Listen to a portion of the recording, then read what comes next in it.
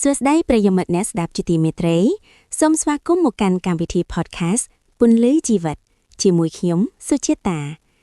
ថ្ងៃនេះនាងខ្ញុំមានកិត្តិយសណាស់ដែលបានអញ្ជើញលោកពូសារឿនមកចូលរួមជជែកពិភាក្សាអំពីប្រធានបទដ៏ស៊ីជម្រៅមួយគឺជីវិតបង្រៀនយើងរាល់ថ្ងៃដោយមិនឈប់បាទសួស្តីក្មួយស្រីសុជាតានិងសួស្តីប្រិយមិត្តអ្នកស្ដាប់ទាំងអស់គ្នាវាជាការជួបគ្នាដ៏មានន័យមួយប្រធានបទថ្ងៃនេះពិតជាត្រូវនឹងស្ថានភាពដែលយើងម្នាក់ៗកំពុងឆ្លងកាត់ណាស់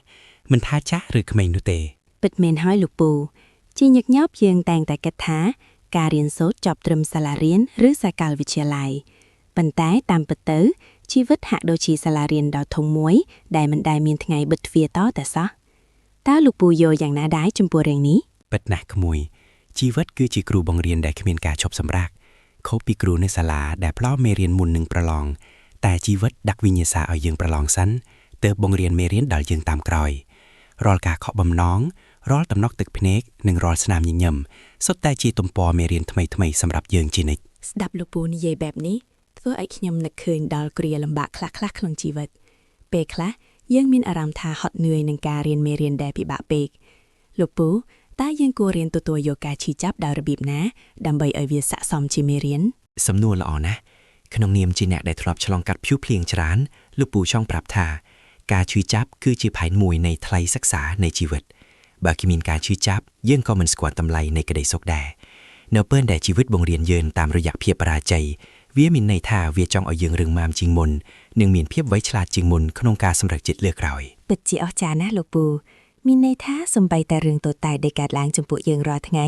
ដូចជាការខកជាងយន្តហោះឬការត្រូវគេស្ដីបន្ទោសក៏សុទ្ធតែមានអត្ថន័យបង្កប់មែនទេប្រកបណាស់ក្មួយសម្បីតែការឆុងកាហ្វេជូរពេកឬការធ្វើដំណើរយឺតយ៉ាវក៏បង្រៀនយើងឲ្យស្គាល់ពីការអត់ធ្មត់និងការត្រៀមលក្ខណៈដែរជីវិតមិនដែលទុកឲ្យយើងនៅទំនេរដោយមិនបានរៀនអ្វីសោះនោះទេបញ្ហាគឺថាតើយើងបានបើកចិត្តទទួលយកការរៀនសូត្រនោះឬក៏យើងគ្រាន់តែត្អូញត្អែនេះជាចំណុចសំខាន់ណាស់ការបើកចិត្តពេលខ្លះយើងរវល់តែខឹងនឹងព្រឹត្តិការណ៍ដែលកើតឡើងរហូតភ្លេចមើលពីអ្វីដែលវាកំពុងព្យាយាមប្រាប់យើង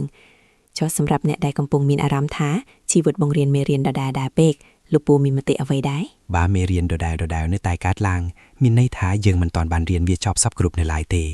ជីវិតនឹងបន្តដាក់វិញ្ញាសាដដែលឲ្យយើងរហូតដល់យើងចេះដោះស្រាយវាដោយសន្តិភាពនិងភាពចាស់ទុំកុំស្អប់មេរៀនដដែលអីតែត្រូវសួរខ្លួនឯងថាតើខ្ញុំត្រូវផ្លាស់ប្ដូរអ្វីខ្លះដើម្បីឲ្យលទ្ធផលខុសពីមុនអូខ្ញុំយល់ហើយវាដូចជាការរៀនគណិតវិទ្យាអញ្ចឹងបើយើងមិនចេះរូបមន្តនឹងយើងនៅតែធ្វើលំហាត់មិនចេញដដែលលោកពូជីវិតពិតជាអស្ចារ្យមែនទោះបីជាយើងមានអាយុ80ឆ្នាំក៏យើងនៅតែជាសិស្សម្នាក់ដដែលត្រឹមត្រូវណាស់ក្មួយស្រីអ្នកដែលឈប់រៀនគឺជាអ្នកដែលចាប់ផ្ដើមចាស់ទៅតាមអាយុប៉ុន្តែអ្នកដែលបន្តរៀនពីជីវិតរាល់ថ្ងៃគឺជាអ្នកដែលនៅតែក្មេងជានិច្ចក្នុងស្មារតីជីវិតមិនមែនជាការប្រណាំងជាមួយអ្នកដទៃទេតែវាជាដំណើរនៃការរៀនសូត្រដើម្បីក្លាយជាខ្លួនឯងដែលល្អជាងកាលពីម្សិលមិញពិតជាមានកម្លាំងចិត្តខ្លាំងណាស់លោកពូសង្ឃឹមថាប្រិយមិត្តអ្នកស្ដាប់ដែលកំពុងជួបបញ្ហាឬកំពុងរៀនមេរៀនដ៏ជូរចត់របស់ជីវិតនឹងយល់ថានេះគ្រាន់តែជាផ្នែកមួយនៃដំណើរការលូតលាស់ប៉ុណ្ណោះបាទសូមឲ្យគ្រប់គ្នាមានក្តីសង្ឃឹមជីវិតមិនដែលបង្រៀនយើងដើម្បីបង្ខូចជើងទេតែវាបង្រៀនដើម្បីឲ្យយើងមានតម្លៃចូលក្រៀបជញ្ជុករាល់បទពិសោធន៍ព្រោះវានឹងក្លាយជាប្រាជ្ញានៅថ្ងៃអនាគតជាចុងក្រោយនាងខ្ញុំសូមអរគុណលោកពូសារឿនយ៉ាងជ្រាលជ្រៅដែលបានចំណាយពេលមកចែករំលែកបទពិសោធន៍ដ៏ល្អៗបែបនេះសូមអរគុណបងប្អូនទាំងអស់គ្នាដែលបានស្ដាប់កុំភ្លេចណាជីវិតបង្រៀនយើងរាល់ថ្ងៃដូច្នេះចូលក្លាយជាសិស្សដ៏ពូកែម្នាក់ជួបគ្នានៅសប្តាហ៍ក្រោយជម្រាបលា